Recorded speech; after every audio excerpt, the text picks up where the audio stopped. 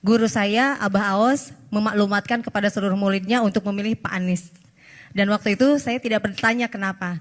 Tetapi saya waktu itu masih ngefans sama Pak Ganjar, entah kenapa. Akhirnya saya mencari biografi Pak Anies. Mencari literasi kenapa dan bagaimana kemudian kerja dan lain sebagainya. Kemudian tiba-tiba saya dipertemukan dengan salah satu tim Laskar Santri dan juga saya tetap mengaji manakib dengan Abah Aos. Pada saat itu saya diajak untuk mendukung Pak Anies. Kenapa? Alasannya tadi saya niat khidmat kepada guru dan saya menyerahkan semua aset yang berhubungan dengan ibu saya, anak saya, adik saya, itu disumbangkan 100 mobil untuk tim pemenangan Anies kepada Laskar Santri, amin, di seluruh Jawa Barat. Dan akibatnya saya sekarang justru karena itu viral, saya tidak tahu itu viral, tapi ternyata sekarang katanya viral dan banyak yang datang ke rumah saya pada minta mobil. Dan banyak juga yang minta APK. Karena khawatirnya waktu itu tim Anies ini APK-nya paling miskin. Nah yang ingin saya pertanyakan Pak, apakah saya ini akan terjerat hukum? Katanya saya udah dilaporkan ke Bawaslu, kemudian ke aparat-aparat hukum yang lain, kemudian saya juga diaudit dan lain sebagainya. Saya yang ingin menanyakan apakah karena saya mendukung Bapak saya jadi terjerat hukum begitu? Padahal kan saya hanya lillahi ta'ala niat khidmat ke guru, alhamdulillah. Oke. Apakah memang semua pendukung Pak Anies akan disepertikan saya gitu? Karena hampir setiap keluar rumah takut, terus kemana-mana disorot gitu. Padahal tidak mengharap apa-apa, saya hanya ingin punya pemimpin yang baik, yang amanah.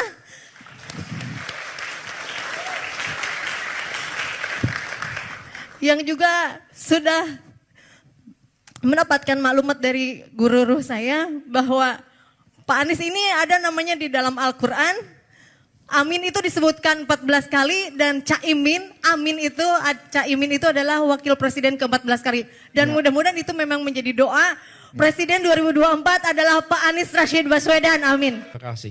Terima kasih atas dukungan Ibu yang luar biasa, keikhlasan Ibu mendukung itu. Teman-teman sekalian, yang disampaikan Ibu Eka adalah hal yang kami sering dengar. Ini bukan barang baru, Bu Eka. Bahwa ketika melakukan dukungan, ketika hadir di acara kami di berbagai daerah, ketika kami pulang, mereka yang hadir sering mengalami pemeriksaan macam-macam. Ada yang usahanya bahkan ditutup, diperiksa oleh sebuah badan tentang kontennya yang diproduksi.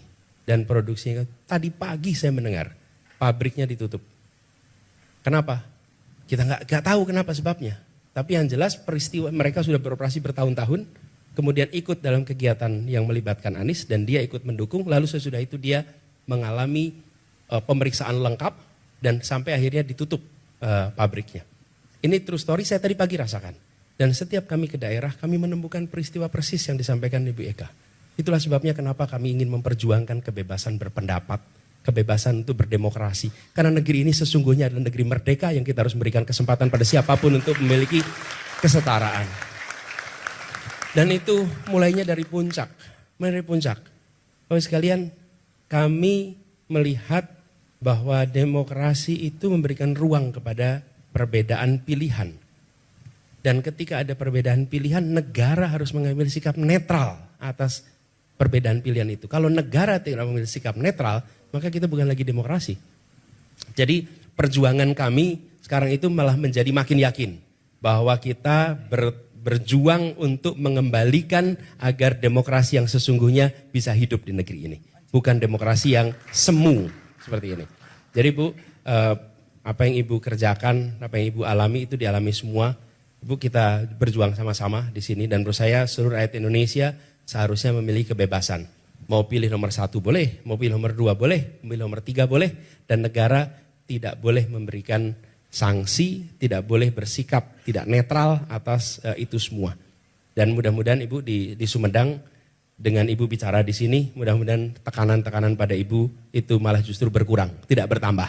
Kalau bertambah, laporkan, kita akan ceritakan kepada rakyat Indonesia semua.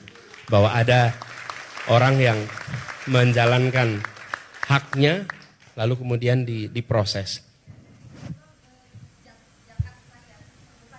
Ya, betul. Ya. Ya, fine. Jadi bukan hasil, maaf ya, Oh iya. bukan hasil usaha yang. Jadi apa yang saya serahkan itu adalah penunaian kewajiban zakat dari keluarga saya. Oh iya. Ya, oke, makasih. Untuk Gak jadi apa-apa, bukan Eka. hasil usaha, maaf ya, misalnya hasil usaha yang tidak jelas dan tidak berizin. Tetapi kemarin itu kami hitung aset, kemudian kata guru saya harus dikeluarkan zakatnya. Kemudian ketika ini zakatnya dikemanakan, guru saya mengatakan sudah untuk jihad pemenangan, amin saja Pak Anies Baswedan gitu. Ya. Makasih. Makasih Mbak.